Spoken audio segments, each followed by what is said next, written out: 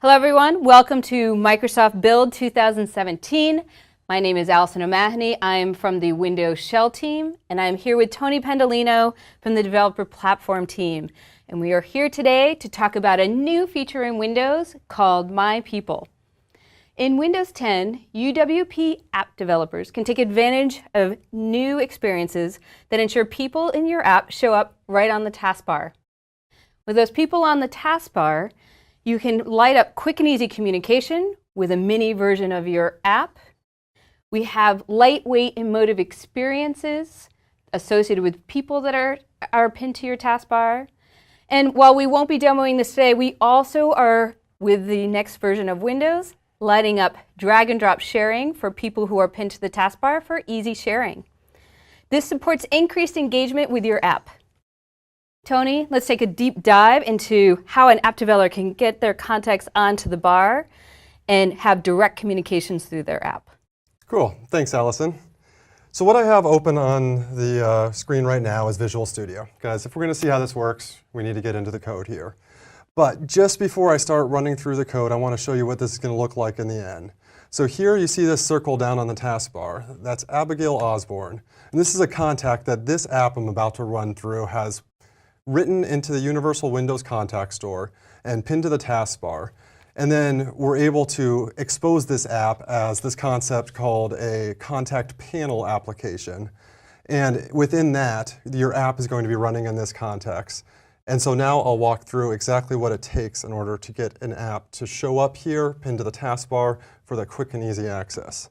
So real quick, I'm going to go ahead and uninstall this application and go ahead and launch it again from Visual Studio. Now, there's going to be three main components that I go through as I talk about how an app gets involved in the My People experience. The first is actually just writing the contacts into the Windows Universal Contact Store so that other applications and services are able to read those contacts. This is something that's been around for several releases of Windows 10 now, and then came actually from a model that was developed for Windows Phone. After we talk about writing into the Universal Contact Store, then there's how do we annotate those contacts to be used, marked so that the system knows that they work with My People scenarios, and then other things your app needs to do in order to say, hey, I can do this cool contact panel thing. Finally, then we're going to show you how to get those contacts pinned to the taskbar so that the user has quick and easy access to them when they're needed. So back here in Visual Studio, the first thing you're going to do is actually go into your app manifest and then simply make sure that you've declared the contacts capability. If you do any of the stuff that I'm about to describe and it's giving you an access denied error, it's probably because you forgot to declare this capability. So when you're in your actual runtime code, in order to write your contacts in, what you're going to do is you're going to first request access to the contact store. There's different scopes that you can do when you're requesting the access, but if you're adding your own contacts, you want to say app contacts read write. This is in opposition to like all contacts, meaning like contacts that were written by email accounts or different applications that aren't your own.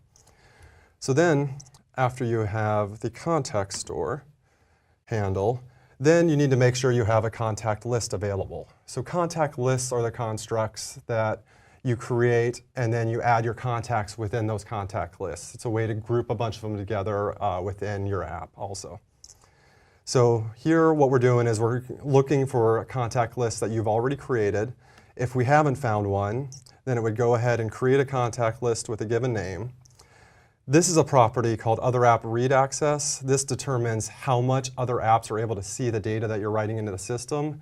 You can read more about that on MSD Industry specifics, but just know that Microsoft is working to make sure that you are comfortable writing this data in and it won't be lost or gone out to other apps to sort of take the data. Then we save the contact list. And then all we're going to do is we're going to go through and create a whole bunch of contacts by newing up contact objects and writing in things like first name, last name, email addresses, phone numbers, and then saving the contacts there. So after we've done all that, what you can see is now our app is running, and if we go into here, the People app, we have the same contacts, Abigail, Abigail Osborne, Demi, Demi Faulkner, are available in the People app that were written by your application. So that's the basics of how to get the contacts written into the Universal Windows Contact Store. Now we need to go through and say, hey, these contacts are going to work with these cool My People features. So let's get back here and take another look at the manifest. The first thing about there is we have a new extension, category Windows.Contact Panel, which says, hey, this application knows how to work with that contact panel that I showed you earlier. After you've declared that, when you go through and you create the contacts, in addition to creating the contacts itself, we created these things called contact annotations for each of the contacts.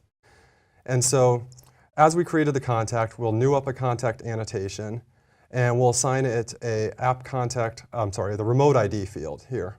That remote ID field is the way that your app understands and identifies a particular contact. It can be anything that is useful to your application and service to understand how to get back to the contact that you've written in. And that's when we launch into your app, when Windows launches into your apps or tells your app to do something with this contact, we're going to use this identifier and pass it back to you so that you know.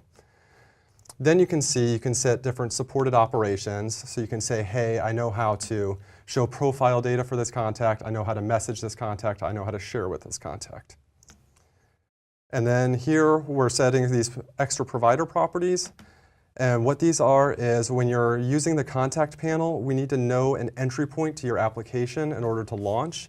And that is the entry point that we will launch into so that you can draw the specific UI that you would like for the small panel component that is down there by the taskbar.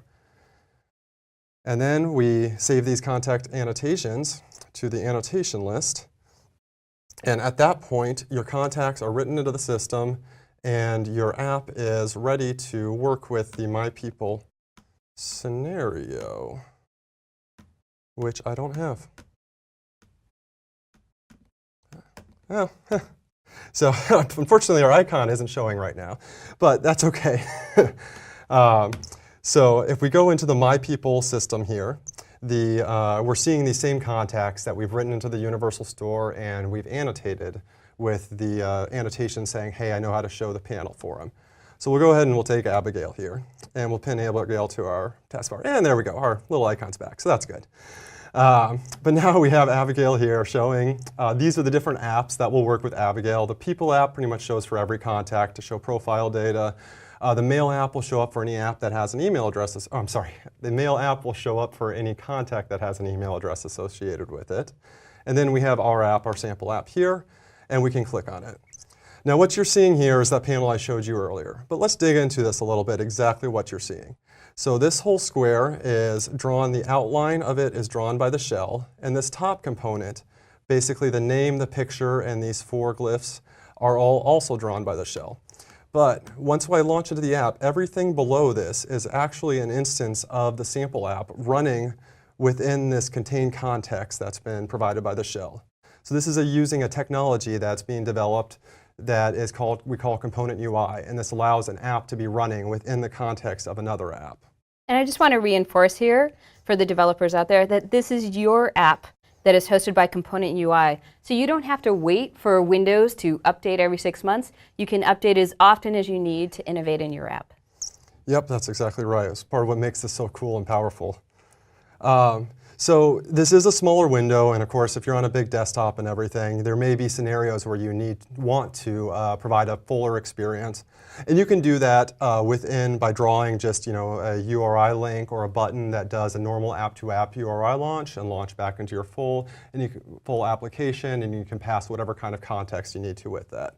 Additionally, we go ahead and provide these launch My People sample. So this is under these ellipses. You can go ahead at any time. The user can go ahead and click on that. And there we see we've launched into the full application. And furthermore, we passed along the context, that remote ID that I mentioned earlier, which allows your application to understand what context to show to the user to continue where it had left off.